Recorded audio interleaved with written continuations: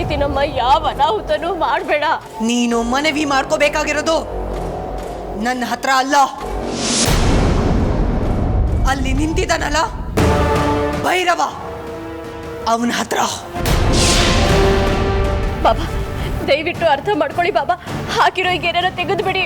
ನಾನೀ ದಿಗ್ಬಂಧನ ತೆಗೆದ್ರೆ ಈ ನಾಗಿಣಿ ಒಳಗೆ ಬರ್ತಾಳೆ, ಇಲ್ಲ ಅಂದ್ರೆ ಅಜ್ಜನ್ ಪ್ರಾಣ ಹೋಗುತ್ತೆ. ಈ ನಾಗಿಣಿಯ ಮೋಸದಾಟಕ್ಕೆ ನೀವೆಲ್ಲ ಬಲಿಯಾಗ್ತಾ ಇದ್ದೀರಿ.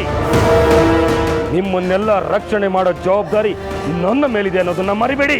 ಬಾಬಾ, ಸಾವು ನಂಚಿಂದ ತಪ್ಪಿಸ್ಕೊಂಡ್ರೆ 1000 ವರ್ಷ ಆಯ್ತು ಅಂತ ಕೇಳಿಲ್ವಾ ನೀವು? ನೋಡಿ, ನಿಮ್ಮಂತ ಅಮ್ಮಯ್ಯ ಅಂತೀನಿ. ಈ ರೇಖೆನ ತೆಗೆದ್ಬಿಡಿ ಬಾಬಾ, ತೆಗೆದ್ಬಿಡಿ.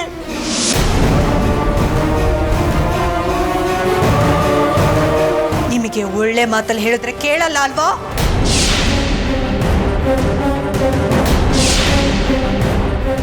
ಬಾಬಾ ಬಾಬಾ, ನನ್ನ ಮಗುನ ಕಾಪಾಡಿ ಬಾಬಾ, ಕಾಪಾಡಿ.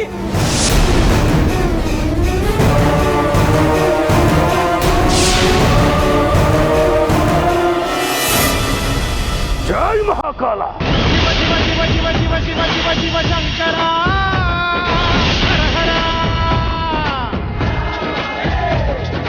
ಶಿವ ಶಿವ ಶಿವ ಶಿವ ಶಿವ ಶಿವ ಶಿವ ಶಿವ ಶಿವ ಶಿವ ಶಿವ ಶಿವ ಶಿವ ಶಿವ ಶಿವ ಶಿವ ಶಂಕರ. ಮೃತ್ಯುಂಜಯಾಯ ಧರ್ಮಚ್ಚರಾಯ ಸರ್ವಂ ಶಿವಾಯ ಸಂಭೂತನೆ, ವೀರಭದ್ರಾಯ ನೀಲಕಂಠಾಯ ಮಹಾದೇವಾಯ ಸಕಲೇಶನೇ, ಪರಮೇಶ ಜಗದೀಶ.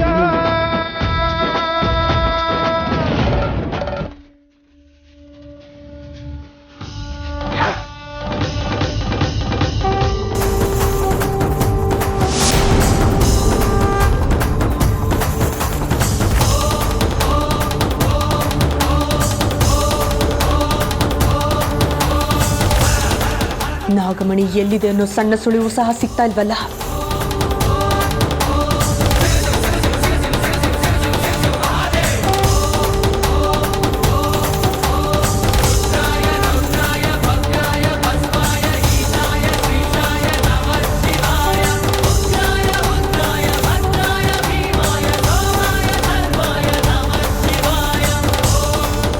ನಾಗಮಣಿ ನನ್ನ ಹತ್ರ ಇದೆ ಅಂತ ಗೊತ್ತಾದರೆ ನನ್ನ ಈ ನಾಗಿಣಿ ಸುಮ್ಮನೆ ಬಿಡೋದಿಲ್ಲ. ಅವಳಿಗೆ ಗೊತ್ತಾಗದೇ ಇರೋ ಥರ ನೋಡ್ಕೋಬೇಕು.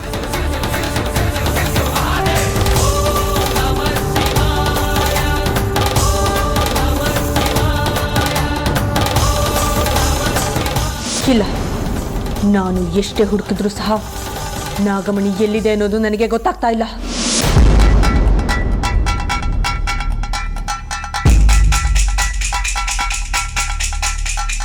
ಇನ್ನು ನಾನೊಬ್ಬಳೇ ಹುಡುಕ್ತಾ ಸಮಯನ ವ್ಯರ್ಥ ಮಾಡೋದ್ರಲ್ಲಿ ಯಾವ ಪ್ರಯೋಜನವೂ ಇಲ್ಲ. ನಾಗಮಣಿನ ಹುಡ್ಕೋದಕ್ಕೆ ನಾನು ನನ್ನ ಕುಲದವರ ಸಹಾಯನ ಪಡ್ಕೋತೀನಿ.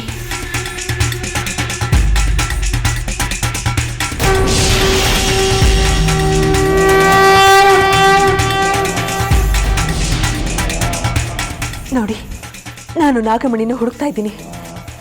ದಯವಿಟ್ಟು ನಿಮ್ಮ ಸಹಾಯ ಬೇಕು.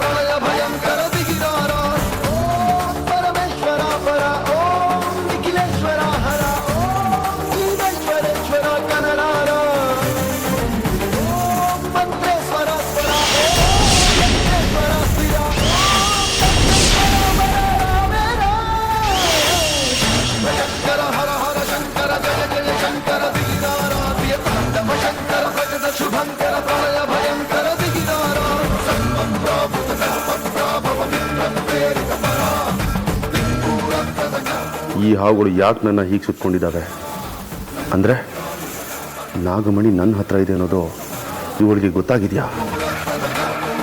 ಅರೆ, ಎಲ್ಲರನ್ನು ಬಿಟ್ಟು ಈ ರುದ್ರನೇ ಯಾಕೆ ಹಾವುಗಳು ಹೀಗೆ ಸುತ್ಕೊಂಡಿದ್ದಾವೆ? ಈ ತಪ್ಪಿ ಏನಾದರೂ ನಾಗಮಣಿ ರುದ್ರನ ಹತ್ರ ಇದೆಯಾ? ಹೇಗಿರಕ್ ಸಾಧ್ಯ? ಅವನು ಹೇಳಿ ಕೇಳಿ ಬುದ್ಧಿಮಾಂದ್ಯ.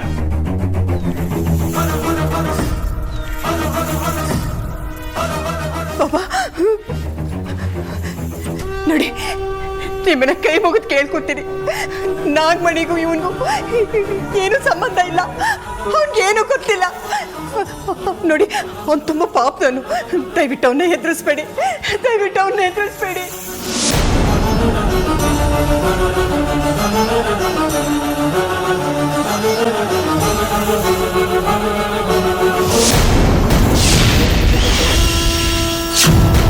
ಇಲ್ಲ ಅಮೃತ, ನೀನು ವ್ಯರ್ಥ ಪ್ರಯತ್ನ ಮಾಡಬೇಡ. ಏನ್ ಈ ಮಾತಿನ ಅರ್ಥ ಗುರುಗಳೇ? ನೀನ್ ಅಂದ್ಕೊಂಡ ಹಾಗೆ ನಾಗಮಣಿ ಈ ಮನೆಯಲ್ಲಿಲ್ಲ ಅಮೃತ.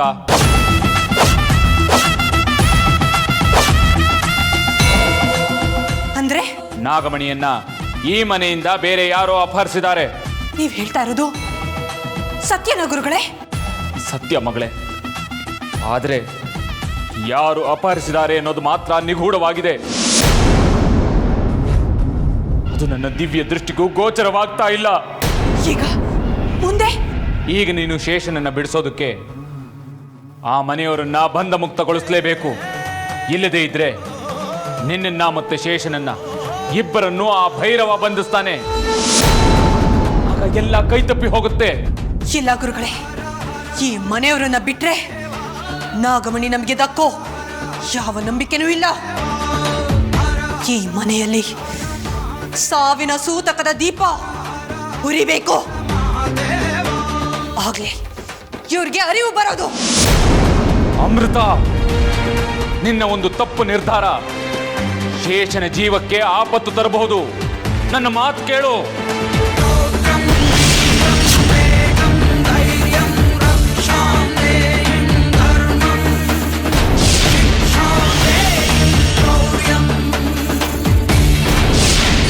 ನೀವು ಕ್ಷಮೆಗೂ ಯೋಗ್ಯರಲ್ಲ, ನಂಬಿಕೆಗೂ ಯೋಗ್ಯರಲ್ಲ ಅನ್ನೋದು ಮತ್ತೊಮ್ಮೆ ಖಾತ್ರಿ ಆಗೋಯ್ತು.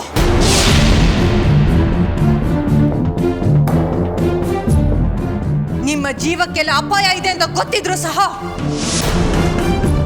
ವಿಷ್ಣು ನಾಗಮಣಿನ ತಗೊಂಡು ಪಲಾಯನ ಮಾಡಿದ್ದಾನೆ.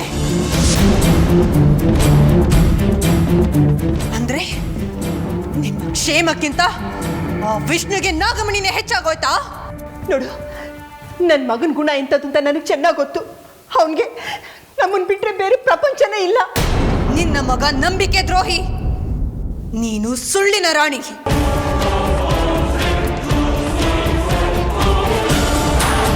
ನೀನ್ ಹೇಳೋದೆ ನಿಜ ಆಗಿದ್ರೆ ನಾಗಮಣಿನ ತಗೊಂಡು ಎಲ್ಲಿಗೆ ಹೊಡೋದ ಅವನು? ಇಲ್ಲ, ನೀನು ಅನ್ಸ್ಕೊಂಡಿರೋ ತಪ್ಪು. ಅವನೆಲ್ಲೂ ಹೋಗಿಲ್ಲ, ಇಲ್ಲೇ ಹೋಗಿದ್ದಾನೆ. ಇದರಲ್ಲಿ ಏನೋ ತಪ್ಪು ನಡ್ತಿದೆ. ಸುಳ್ಳಿನ ಸರಮಾಲೆನ ಹಾಸಿ ಓದ್ಕೊಂಡಿರೋ ನಿಮಗೆ ಸತ್ಯ ಅಂದ್ರೇನು, ಅದರ ಮಹತ್ವ ಅನ್ನೋದೇನು ಅನ್ನೋದು ನಿಮಗೆ ಗೊತ್ತಿಲ್ಲ.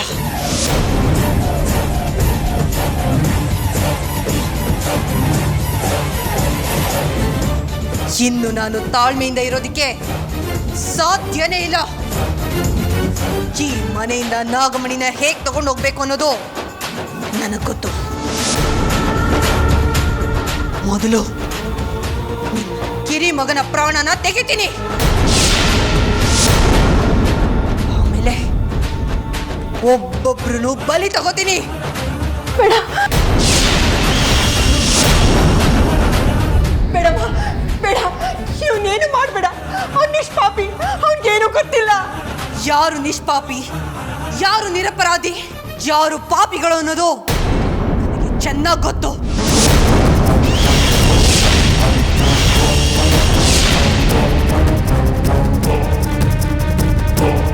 ನೋಡು ನಾಗಿಣಿ, ನಿನಗೆ ನನ್ನ ಶಕ್ತಿ ಸಾಮರ್ಥ್ಯದ ಬಗ್ಗೆ ಚೆನ್ನಾಗಿ ಗೊತ್ತು. ಹೆಚ್ಚು ಉದ್ದಟತನ ಮಾಡಬೇಡ. ತಗೊಳ್ಳೆ ಮಾಡಿಬಿಟ್ರೆ ಇಲ್ಲೇ ಸುಟ್ಟು ಭಸ್ಮ ಮಾಡಿಬಿಡ್ತೀನಿ. ರುದ್ರನ ಬಿಟ್ಬಿಡು. ನಿನ್ನಂತ 100 ಭೈರವಗಳು ಬಂದ್ರು ನನ್ನನ್ನ ಏನು ಮಾಡೋದಕ್ಕಾಗಲ್ಲ. ಯಾಕೆ ಅಂದ್ರೆ ಯುದ್ಧ ನಡೀತಾ ಇರೋದು ಧರ್ಮ ಅಧರ್ಮಗಳ ನಡುವೆ.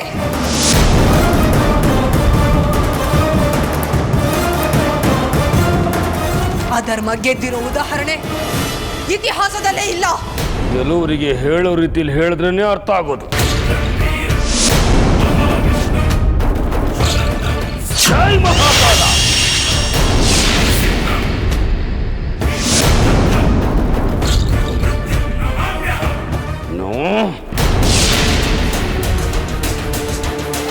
ಜೈ ಮಹಾಕಾಲ.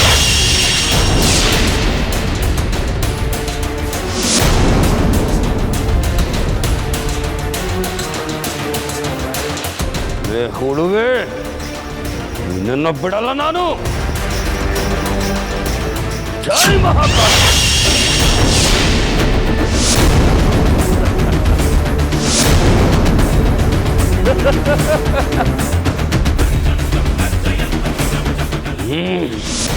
ನಾನು ಇನ್ನು ಸುಮ್ಮನಿದ್ರೆ ಅಮೃತ ಮತ್ತೆ ನಾನು ಇಬ್ರು ಅಪಾಯಕ್ಕೆ ಸಿಲುಕುತ್ತೇವೆ. ಹೀಗಾದ್ರೂ ಮಾಡಿ ಇದನ್ನ ತಪ್ಪಿಸಬೇಕು. ಜೈ ಮಹಾಕಾಲ.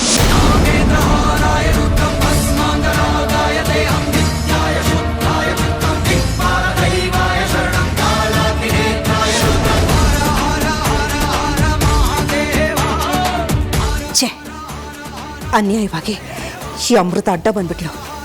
ಇಲ್ಲ ಅಂದಿದ್ರೆ ಆ ನಾಗಿನಿ ಕತೆ ಮುಗಿತಾ ಇತ್ತು. ಅನಾವಶ್ಯವಾಗಿ ಅಡ್ಡ ಬಂದ್ಬಿಟ್ಲಿ ಇವಳು. ನೋಡು ನಾಗಿನಿ, ನಿನಗೆ ದ್ವೇಷ ಇರೋದು ನಮ್ಮ ಮಾವನ ಮೇಲೆ.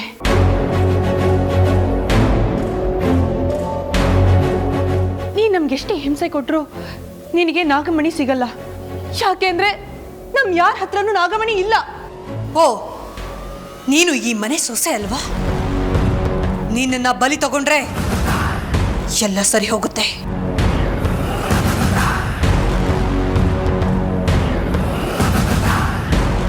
ಬಿಡಲ್ಲ ನಿನ್ನ. ಈಗಲೇ ಬಲಿ ತಗೋತೀನಿ. ಸರಿ, ಬಲಿ ತಗೋ. ಸಾಯಿಸ್ಬಿಡು ನನ್ನನ್ನ. ಎಲ್ರನ್ನು ಸಾಯಿಸು. ನಿನಗೆ ನಾಗಮಣಿ ಸಿಗುತ್ತಾ?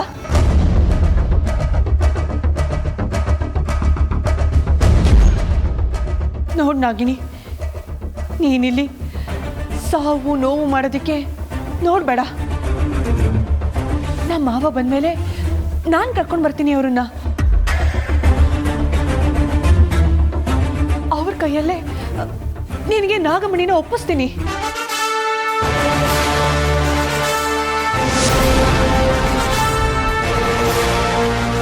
ನಿನ್ನ ನೋಡ್ತಾ ಇದ್ರೆ ನೀನು ಒಳ್ಳೆಯವಳ ತರ ಕಾಣಿಸ್ತಾ ಇದ್ಯಾ.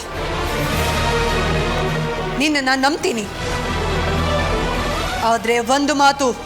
ಏನದು? ನನಗೆ ನಾಗಮಣಿ ಸಿಗೋವರೆಗೂ ನಾನು ಈ ಲೋಕದಿಂದ ಹೋಗಲ್ಲ. ಈ ಮನೆ ಅಕ್ಕಪಕ್ಕದಲ್ಲೇ ಇರ್ತೀನಿ.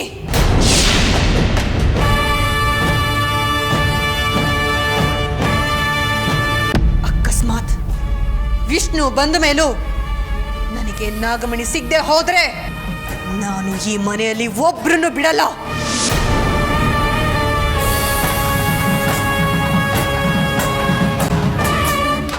ಈ ಮನೆಯಲ್ಲಿ ಸಾವಿನ ಸೂತಕ ತಲಾಂತರಕ್ಕೂ ಆಡ್ತಾ ಇರಬೇಕು. ಹಾಗೆ ಮಾಡ್ತೀನಿ, ನೆನ್ಪಿಟ್ಕೊಳ್ಳಿ. ಹಾಗೆ ಇನ್ನೊಂದು ವಿಷಯ, ಎಲ್ಲರೂ ನಿಮ್ಮ ಕಿವಿನ ತೆರೆದು ಕೇಳಿಸ್ಕೊಳ್ಳಿ. ಈ ಭೈರವ ನನ್ನನ್ನ ತಡೆಯೋದಿಕ್ಕೆ ಬಂದ್ರೆ, ಹಾಗೆ ನನ್ನನ್ನ ಬಂಧಿಸೋದಿಕ್ಕೆ ನೋಡಿದ್ರೆ ಅದರ ಪರಿಣಾಮನ ನೀವೆಲ್ಲರೂ ಅನುಭವಿಸ್ಬೇಕಾಗತ್ತೆ.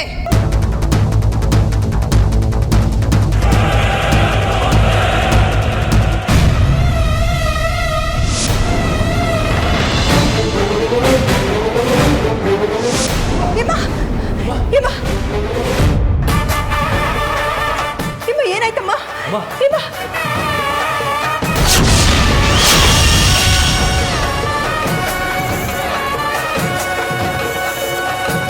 ಅತ್ತೆ, ಮಾತಾಡಮ್ಮ. ಹೇಮ,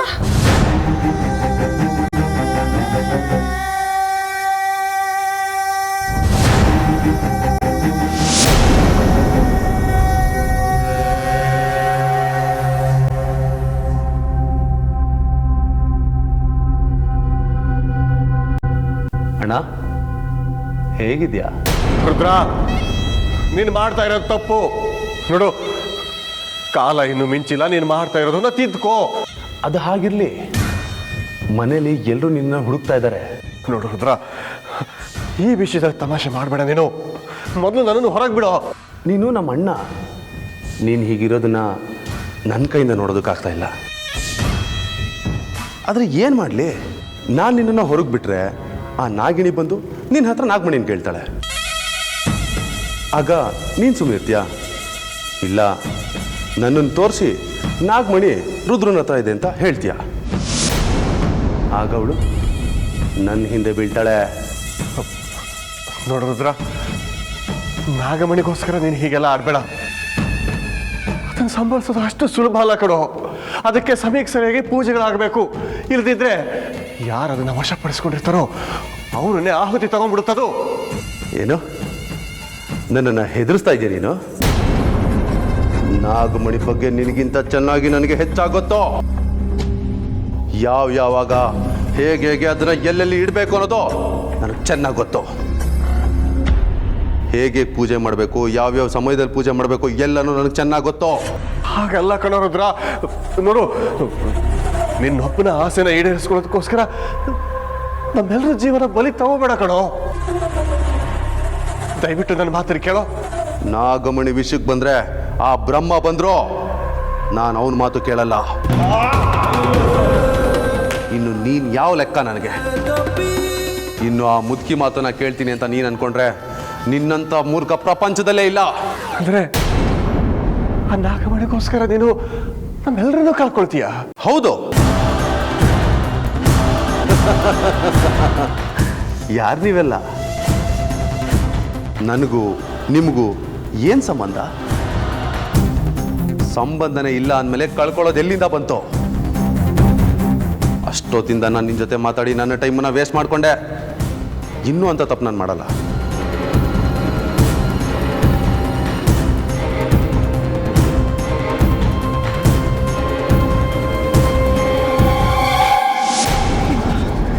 ಹೇಮ,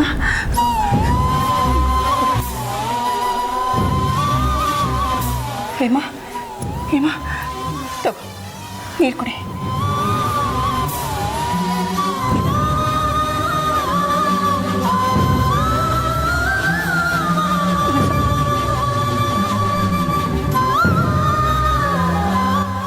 ಏನತ್ತೆಮ್ಮ ನಾಗಿಣಿ ಹಾಗೆ ಹೇಳ್ತಾ ಇದ್ದಾಳೆ? ನೋಡಿ ಹೇಮ, ಆ ನಾಗಿನಿ ಹೇಳ್ದಂಗೆ ಆಗುತ್ತೆ ಅಂತ ನೀನು ಭಯಪಟ್ಟರೆ ಹೇಗೆ ಹೇಳು? ನೀನು ನಿನ್ನ ಗಂಡನ ಹೇಗೆ ಅರ್ಥ ಮಾಡ್ಕೊಂಡಿದ್ಯೋ ಏನೋ ನನಗೆ ಗೊತ್ತಿಲ್ಲ. ಆದರೆ ನಾನು ನನ್ನ ಮಗನ ಚೆನ್ನಾಗಿ ಅರ್ಥ ಮಾಡ್ಕೊಂಡಿದ್ದೀನಿ ಕಡೆ. ಅವನ ಪ್ರಪಂಚದಲ್ಲಿ ಏನು ಬೇಕಾದರೂ ಕಳ್ಕೊತಾನೆ, ಆದರೆ ನಮ್ಮನ್ನು ಅವನು ಕಳ್ಕೊಳ್ಳೋದಿಲ್ಲ ಕಡೆ. ಆ ನಾಗಿನಿಗೆ ಏನೇ ಹೇಳಿದ್ರು ಸರಿ, ಆದರೆ ವಿಷ್ಣು ನಾಗಮಣಿನ ತಂದು ಕೊಟ್ಟೇ ಕೊಡ್ತಾನೆ. ಹಾಗೆ ಆಗಲಿ ಅನ್ನೋದು ನನ್ನ ಆಸೆ ಅತ್ತೆಮ್ಮ. ಅತ್ತೆ, ನೀವೇನು ಯೋಚನೆ ಮಾಡಬೇಡಿ.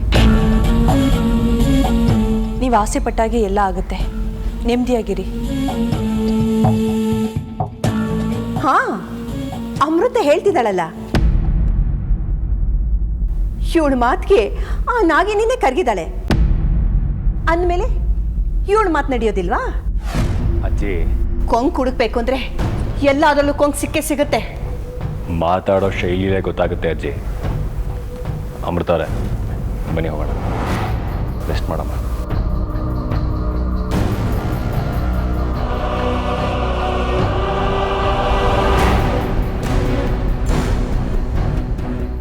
ನೀನೇ ನಾಗಿನಿ ಅನ್ನೋದು ಅರ್ಜುನ್ಗೆ ಏನಾದ್ರು ಗೊತ್ತಾದ್ರೆ ನಿನ್ನ ಮೇಲೆ ಸ್ವಲ್ಪನೂ ಪ್ರೀತಿ ಇರೋದಿಲ್ಲ. ನೋಡ್ತಾ ಇರು.